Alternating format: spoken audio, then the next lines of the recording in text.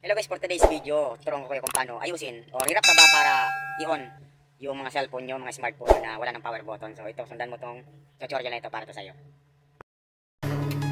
Hello mga idol, for today's video ang tutorial natin is kung paano i-on or mag-on yung mga wala ng power button na cellphone. Kagaya nitong Oppo F11 ko is ayaw niya nang mag-on kasi nga na low bat siya, then sira na din yung power button niya. So sundan mo to hanggang sa dulo. Then bago nga pala tayo magsimula, make sure nakasubscribe ka na sa ating YouTube channel. Then pakiclick naman notification bell button para updated ka lagi once na maglalabas tayo ng mga ganitong pre-video tutorial. So ayan, proceed na tayo. Sundan mo to hanggang sa dulo. So as you can see sa screen natin is ayaw mag-on ng cellphone natin is yan. Kahit anong pindot ko na sa power button is hindi na siya nagana or wala na talaga. So ito yung solusyon dito sa mga ganitong sira ng power button. Ayan. So kahit pindutin mo yan or wala na talaga, naka full charge naman to is 100%, kaso nga lang ayaw na mag-on. So yun o. So yan. So pag ganito, huwag nyong itatapon or iisantabi yung mga cellphone or huwag nyo na munang, kung wala pa kayong budget pampapalit ng power on button, is may solusyon dito. Huwag muna kayo magpaayos kasi baka magastusan lang kayo. Ito yung tamang paraan sa pag-on ito. Ayan.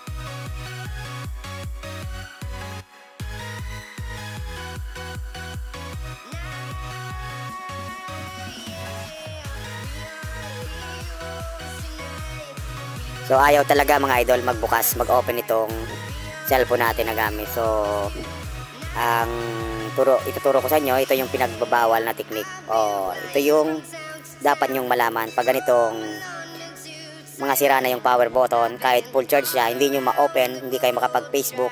Maganda naman yung cellphone nyo is ayaw mag-open ng cellphone nyo dahil nga sira na yung power button.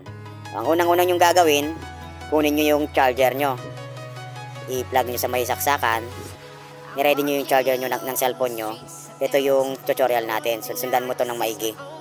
So ipupush mo lang tong volume down and then pagsasabayin mo itong isasaksak mo yung charger nya.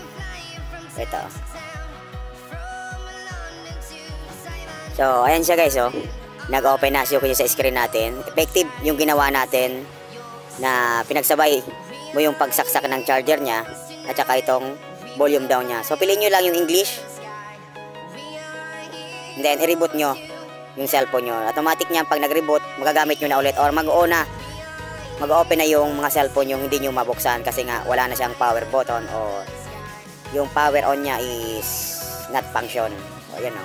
So kita nyo naman is nag-open na yung cellphone natin. Ayan, ganyan lang kadali. Huwag na muna kayo magpaayos. So legit yan.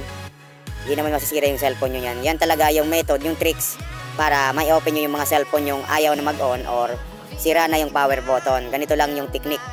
Huwag na muna kayong magpa-ayos sa technician kung wala kayong budget.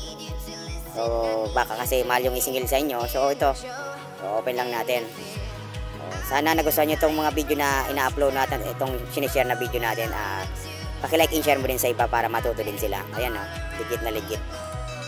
Huwag nyo nga palang kalimutang mag-subscribe sa ating YouTube channel para sa marami pang video na i-upload natin. Maraming salamat.